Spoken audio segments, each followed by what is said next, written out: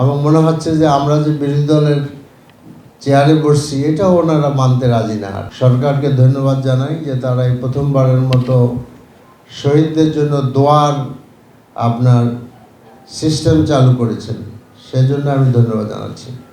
কিন্তু আমি অবাক হয়ে লক্ষ্য করলাম আমরা তারা যে দোয়ার কথা যখন মাইকে ঘোষণা করা হলো তখন 24-এর কথা বলা হলো না, অর্থাৎ 24-কে সরকার বাদ দিলেন, কিন্তু যিনি দোয়া করছিলেন তিনি এটা ইনক্লুড করে দোয়া করেছেন।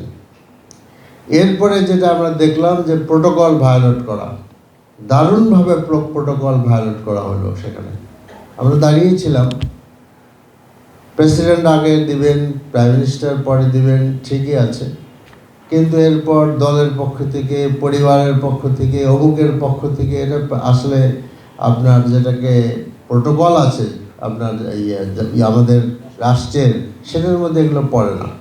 এবং দুর্ভাগ্যজনকভাবে প্রধান বিরোধী দলের আগে সেনাবাহিনীর প্রধান, 3 বাহিনীর প্রধান পুষ্পমাল্য অর্পণ করলেন।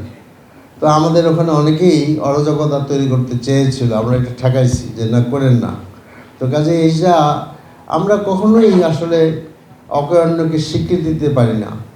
আমার মনে হচ্ছে যে আমরা যে বিরোধী দলের চেয়ারে বসছি এটাও ওনারা মানতে রাজি না আর কি। সেখানে এই জন্য যেখানে যতটুকু পারে ল্যাংমারা, সেই ল্যাংমারার থেকে আমরা বিরত হই না।